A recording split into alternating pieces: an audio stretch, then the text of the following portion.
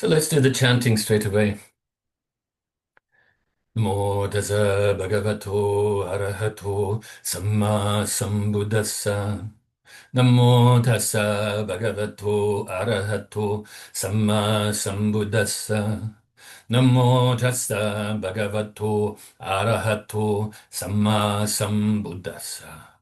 Buddham saranam gacchami, Dhammam saranam gacchami, Sangham saranam gacchami, Tadayambi Buddham saranam gacchami, Tadayambi Dhammam saranam gacchami, Tadayambi Sangham saranam gacchami, Tadayambi Buddham saranam gacchami, Tadayambi Dhammam Saranam Gacchami. Tadayambi Sangham Saranam Gacchami.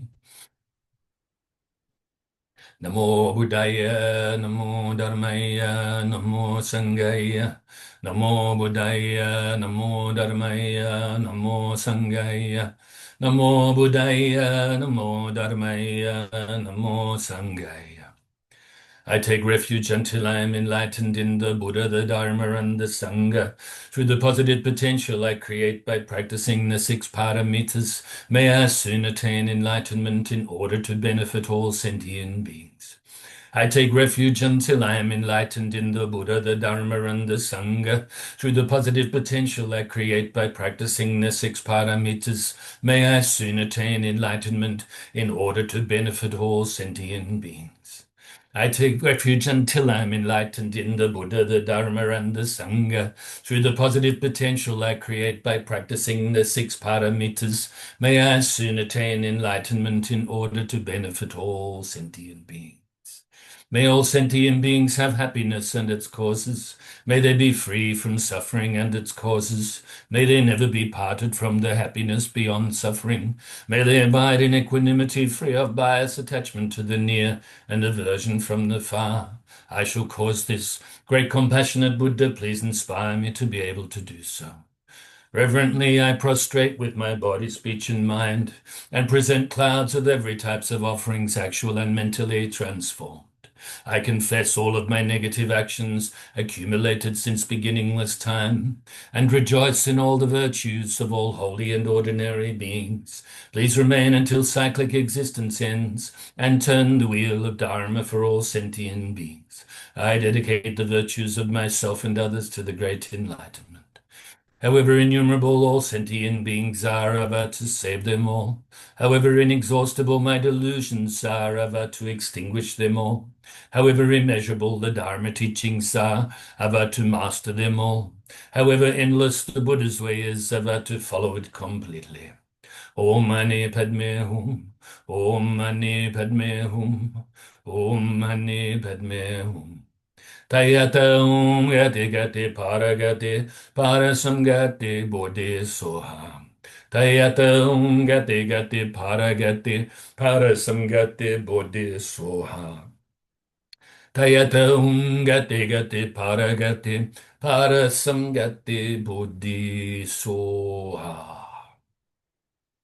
I always find it funny how like companies change their things without the reason for change, if you know what I mean. I just noticed that the Zoom workplace has changed again slightly. And it gets confusing, doesn't it, for us people of advanced age or advancing age. I find that, I mean, I'm not sort of knocking it. Things are what they are, but I think sometimes they just change things to make it look like they're doing something. I don't know, the designer people keep their jobs. Of course, up the top of the business there, the so-called CEOs, they're always having to pretend that they are earning their money. I know it sounds kind of like I'm putting people down, but I find especially through like COVID lockdowns and things, um, the people that were most important in our communities to keep the communities in harmony and things flowing as much as possible with necessities and the like were often the lowest paid people. And those guys up the top, in their businesses, whatever the business is, actually not needed. It was interesting to sort of see that. No wonder they didn't want to continue lockdowns, didn't want to continue talking about COVID, which is, of course, there's a lot of it still around. I shouldn't say still, it's been around ever since it came more than 5 years ago now. But anyway, it's no wonder why they actually don't want restrictions and things, so they keep their jobs. Excuse me for my little dry humor, the start to the Dharma talk today. But actually, it all comes from my computer screen changing a little bit, or the Zoom bit. Anyway, forget everything I just said, even the chanting. Rejoice in the chanting, though, and we can do some meditation now. I remind you again, it's really important to rejoice, in our goodness, the goodness of others, but also to recognize if we have acted upon faults and so on. See if we can, have some, not see if we can, but have some positive regret and then some resolve not to engage. Let's say it's a negative action, it's not to engage in the negative actions again, or at very least to work or do our best in decreasing the possibility that we will engage in such actions again. Okay, but important to rejoice, in the goodness. Rejoice in the fact that our true nature is enlightenment. Rejoice in the fact that we recognize that, even if it's only an abstract idea right now. Okay. This has got to do with today's subject. Okay, so morality, and maintaining a wholesome state of mind, relinquishing unwholesome states of mind and also body and speech, and benefiting others. And so that's kind of why I started on my little mini rant about, you could say it's actually ludicrous, the way the world is set up with the politics and the businesses and this, that, the other. So my little ludicrous rant. Anyway, so don't worry about it now, and let's release some tension from in our body. Hopefully you are already reasonably relaxed. So bring your mind inside the body, starting from the bottom to the top. We can release the tension.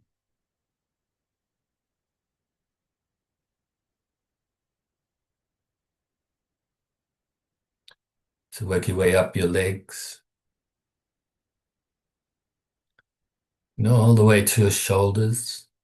Quite often we carry, quite a bit of stress or tension in our backs, up and down our spine at different spots. Just pay particular attention to release the tension if you have that. Then the shoulders and down to the tips of the fingers.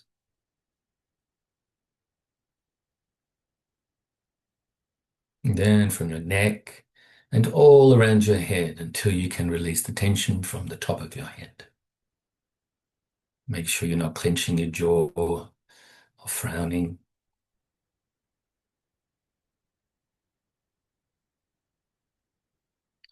Now scan the body again from the bottom to the top to see if there's any leftover tension that you're able to release. If there is, do so.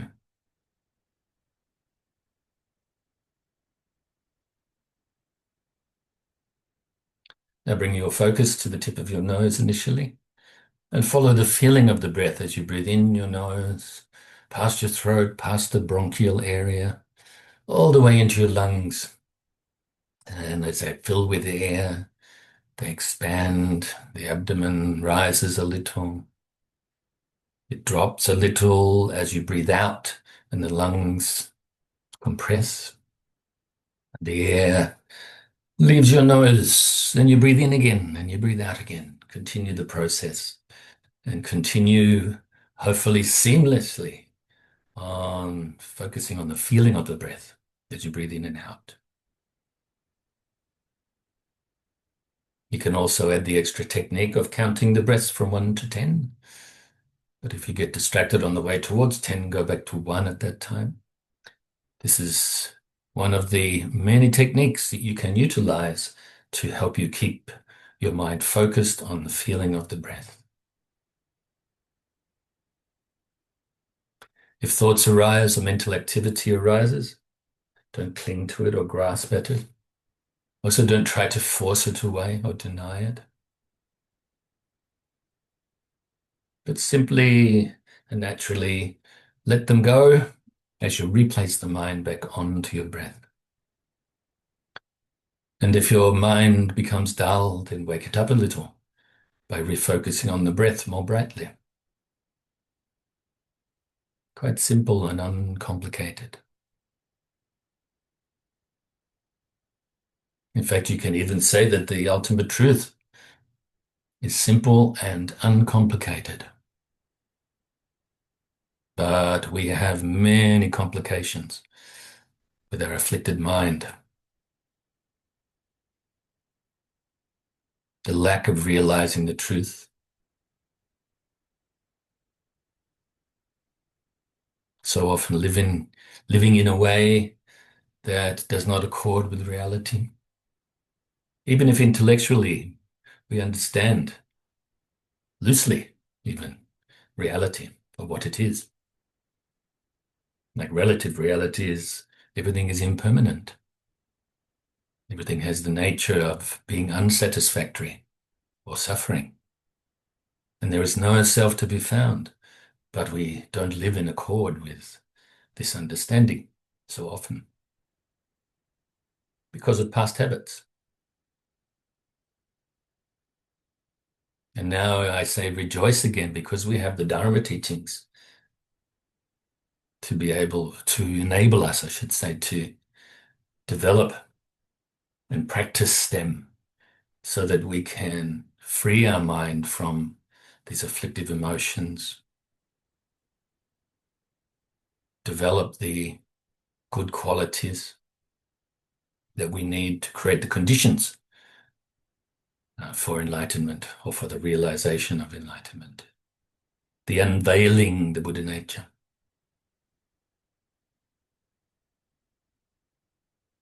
So let's practice in silence, focusing on the breath.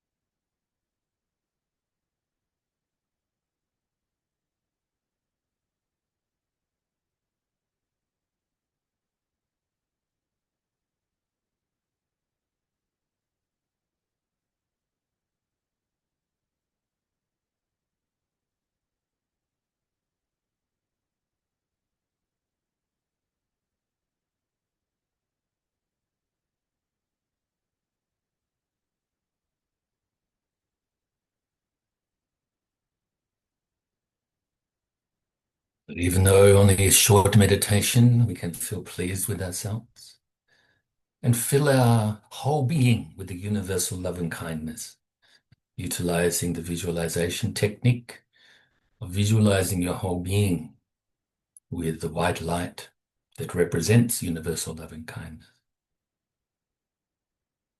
Also, not separate from universal loving kindness is universal compassion, joy, and equanimity.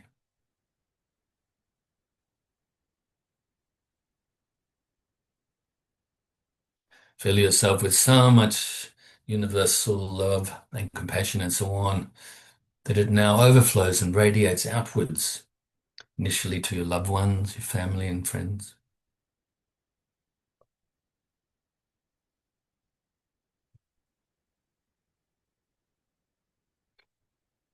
Filling them with the white light and have the wish that they are happy, free from suffering, and are peaceful.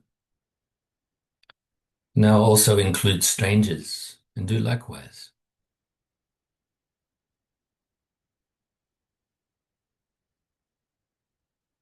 And those you may regard as enemies as well.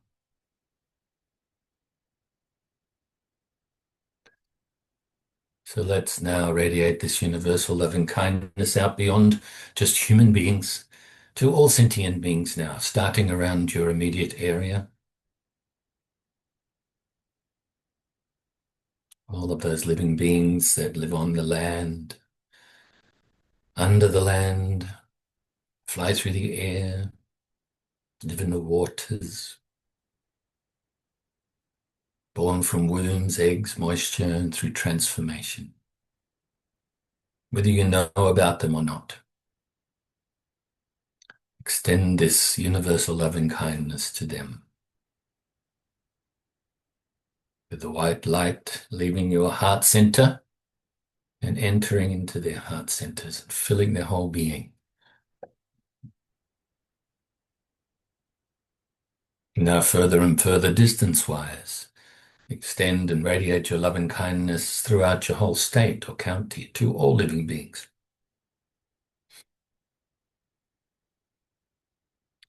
And other states and counties throughout your whole country. And other countries throughout the world. Those you have an affinity towards, those you're indifferent about, and also those you may have some negative feelings about. Radiate your loving kindness throughout all of the oceans and other bodies of water, down to the core of the earth and to the outermost atmosphere, and beyond this planet, throughout the whole solar system, and all of the solar systems throughout the galaxy, and all of the galaxies throughout the universe and beyond. Have your loving kindness radiate throughout infinite space, whilst also being present here and now to recite the dedication prayer. Due to this merit, may I soon attain the enlightened state of the Buddha, so that I may be able to liberate all sentient beings from their suffering. May the precious body, Chitta, not yet born, arise and grow. May that born have no decline but increase forevermore. And may the precious view of Shunyata, not yet born, arise and grow. May that born have no decline but increase forevermore. Excuse me. So anyway,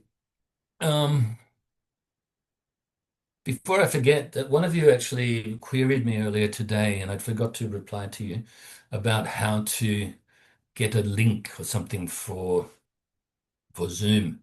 I apologize, I don't know, because Leisha does it, and she does it for the whole year. And I think you can even do longer. So just continual class. This is why we're able to, in the last, I think, 2 or 3 years, able to keep the same link and passcode and stuff. So, though I imagine what you would have to do is download the Zoom app, and then I think rather than saying join a meeting, actually maybe it's do something else, and then just follow the prompts, I imagine. Okay, so you may be able, if you want to use it regularly, then you may be able to do as Leisha did. and have it weekly or whatever it is. Or you may just do it singularly, just to do one at a time. All right. So I just wanted to apologize for not getting back, but I actually forgot until just now. Okay. So now back to the Dharma talk. And of course, it's commentary on Master Atisha Dipamkara's Heart Advice. Yeah, I don't know if you recall or know, but Atisha comes from what we call these days the region of Bangladesh, but was instrumental in spreading Buddhism in Tibet. And his last name is Dipankara. And Dipankara is also the name of the said Buddha that Sakyamuni Buddha or Gautama Buddha had his prediction many, like long time ago. So Dipankara Buddha was Buddha of previous time, and he was the one that says you will be born in this world, this time, and attain enlightenment at that time. And I believe also gave the prediction for Maitreya, the future Buddha as well, Maitreya Bodhisattva Mahasattva. Just thought I'd give you a little bit of Buddhist um, trivia if you want to play Buddhist Trivial Pursuit. I don't know if you know or all know that game that we used to play when I was younger. I won't bore you with details, but quite fun and good for knowledge. Maybe check your knowledge too. So let's have a look. We're almost towards the end of the teachings, but I want to spend a bit of time on this part that has to do with the six paramitas. Okie doke. So the first one, which we actually did last week, we'll just do like one a week until we finish these, and then move on to the last few lines of the teaching. Distracting enjoyments have no essence. Therefore, sincerely practice giving. And this obviously is related to the perfection or the transcendental perfection of generosity or dana paramita.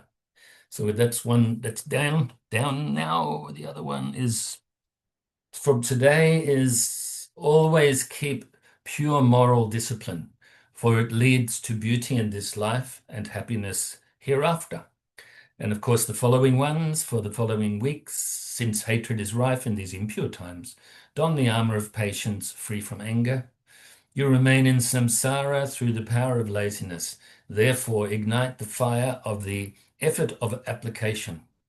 Since this human life is wasted by indulging in distractions, now is the time to practice concentration. Being under the influence of wrong views, you do not realize the ultimate nature of things. Therefore, investigate correct meanings. And so we'll have a look, as I mentioned, at always keep pure moral conduct or discipline, for it leads to beauty in this life and happiness hereafter. And of course, I mentioned a few weeks ago now that the beauty could relate to your appearance, and the beauty could relate to your speech. Basically, if you are moral, people feel safe around you. You're not going to be doing anything wrong, and they feel comfortable around you. And whether that's to do with the pleasant physical appearances, or whether it's to do with pleasant speech, whether it's to do with just a vibe, a pleasant mind and a good attitude. But also happiness hereafter relates to what the good karma you're going to create now, the positive potential or the merit that you create right now as you engage with this morality or practice this morality and discipline. And into the future, you will experience the results, obviously. This accords with the law of karma until we free ourselves from samsara eventually. So if we can continue with the old habits of relating and sort of living by being unwholesome, immoral, and so on, then we're going to continue to create the suffering for ourselves. So at very least, we should stop this, abandon the states of mind that cause suffering, and also the actions and the words that cause suffering. And then we won't experience the suffering and only engage in good actions that we will engage in to develop these good qualities as well as experience the good results. And then, of course, maintain the bodhicitta intention to benefit others. This is part of the reason why as I said, had a little rant at the start of the class today. So many people in the world, unfortunately, especially those that have so-called powerful positions, treat people so badly. And this is obviously not morality. This is not practicing morality. This is not benefiting others. It's harming others. And it's based on having the unwholesome states of mind and following through with the actions and words. Unfortunately, not based on the wholesome states of mind and actions and words. Okay, so we need to practice this. So if ever we do come across, even if it's only guessing for us, you come across these types of beings, maybe you watch the news, maybe just hear about it or read about it and things like that, then you can utilize them and their behavior to learn what not to do, and also develop more and more compassion for the beings that are being harmed. Okay, so first of all, don't harm ourselves. Secondly, do good and purify your mind. Okay, and so always keep a pure mind or pure moral discipline, for it leads to beauty in this life and happiness hereafter. So, unwholesome states of mind that we need to relinquish. Not just states of mind, but body, speech, and mind. So from our body, we should abstain from killing or destroying life. We should abstain from taking what is not freely given or stealing. We should abstain from any harmful sexual or sensual activity, such as sexual misconduct, adultery, forcing yourself, and so on, forcing yourself on others, and so on, okay? Instead, you should protect life, respect life, your life, as well as other beings' life, everything from the tiniest living being to the hugest living being, without exception. If we can save lives, do it. If you can help beings, do it. Don't destroy their life. Every single living being, even if you don't like them, even if they're scary, then they do have, you could say, the right to breathe the air and to survive. We shouldn't destroy their lives.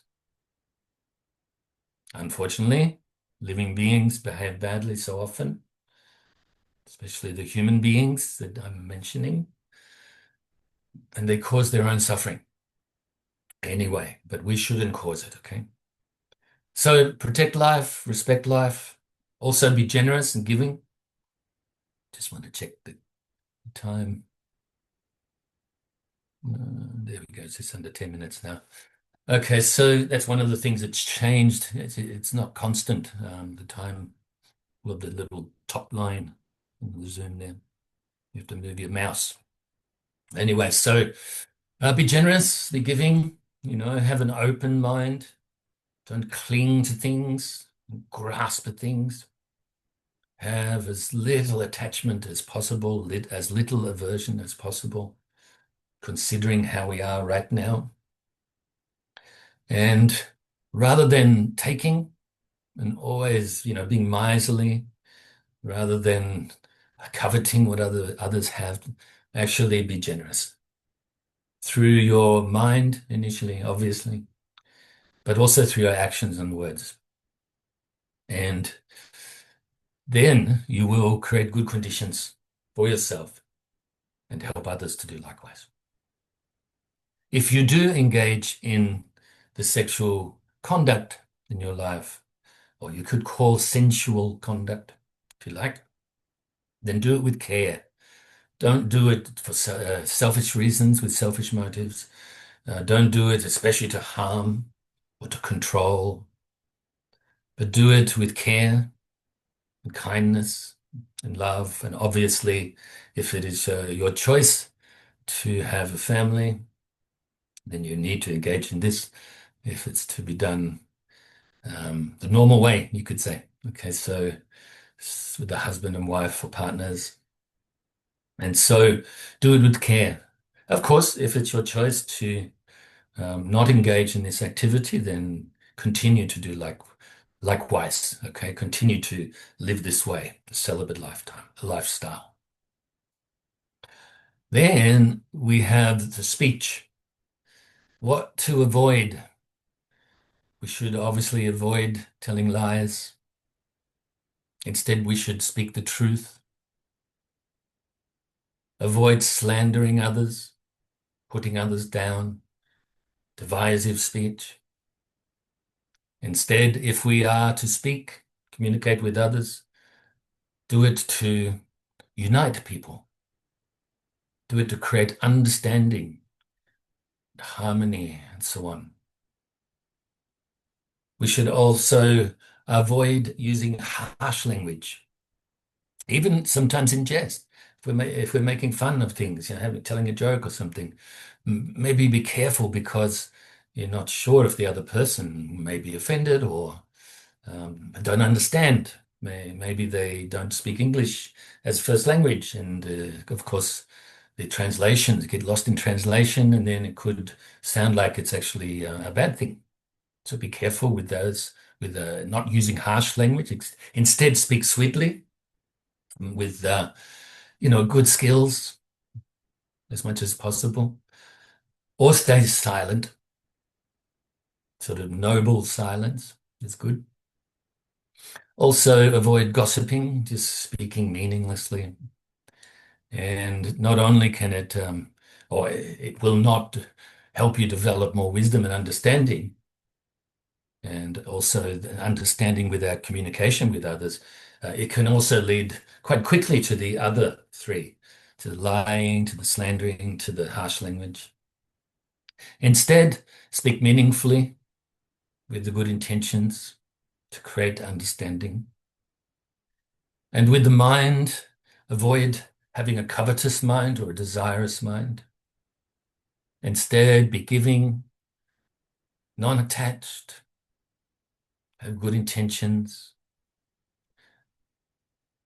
Avoid having bad intentions, ill will, to harm others.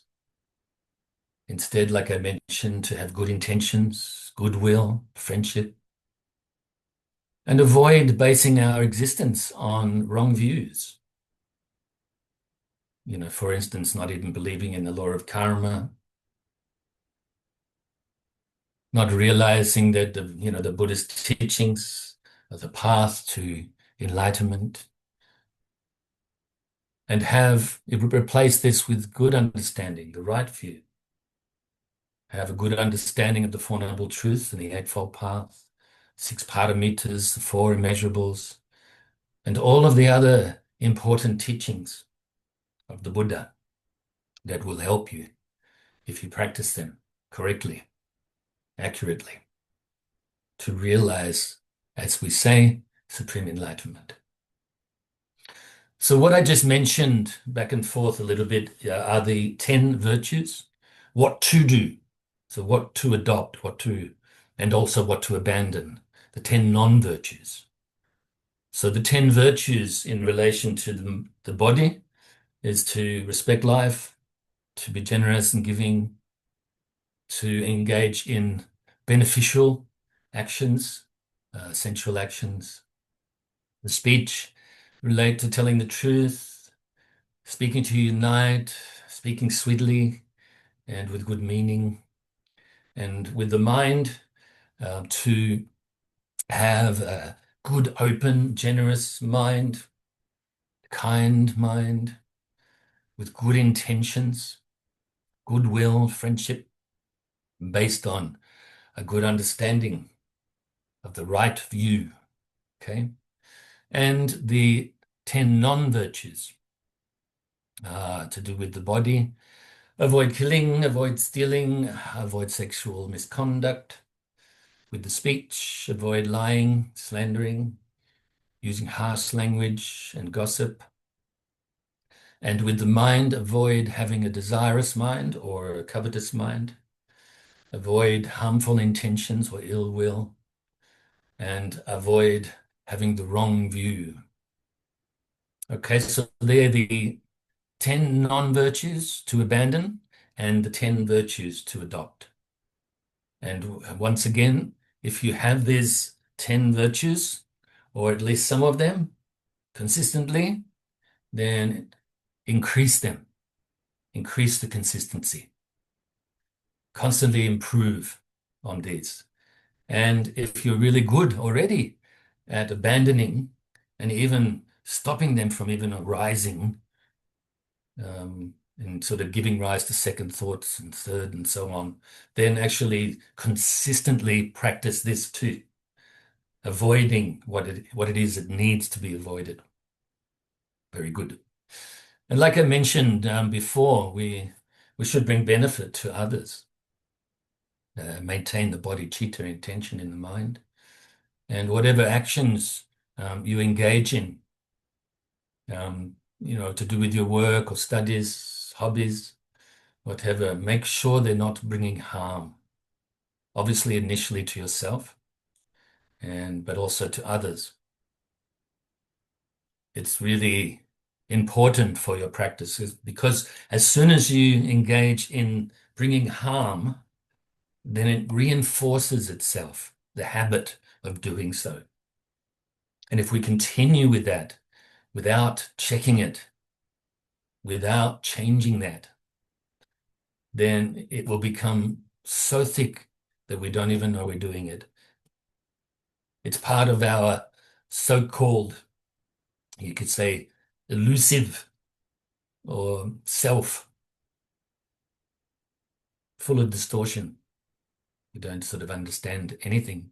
And if our mind starts to become like that, how can we possibly develop true wisdom and compassion? So we should bring benefit, even if we don't do it perfectly all the time. Constantly improve ourselves. Realize that we have the potential to do this. Rejoice in that, okay? So that's basically, right, the morality, the perfection of morality, the sila paramita. As Master Atisha's translator says here, pure moral discipline. Okay, so that's another way to put it. Ethical conduct is also another way. And for some of you, this is, pretty much a refresher. You're speaking about stuff we already know. But for some of you, maybe not. Maybe there's some new things that you've learned from today. Hopefully there is. So I rejoice in your goodness as always. And I rejoice in your Dharma practice, in your studies, in your hearing, your contemplation, and absorbing your mind with the Dharma, and also sharing the Dharma through your mind and your actions as well. Namo Buddhaya. Namo